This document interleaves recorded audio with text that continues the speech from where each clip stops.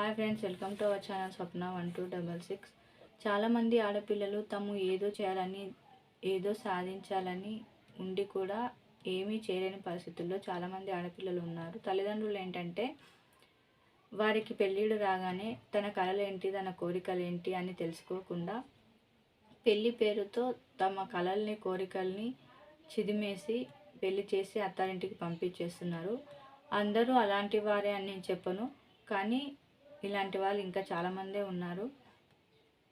కానీ ఎంతో టాలెంట్ పెట్టుకొని చదువుకొని కూడా ఏమీ చేయలేక ఒంటింటికే పరిమితమై బాధపడుతున్న ఆడవాళ్ళు చాలామందే ఉన్నారు.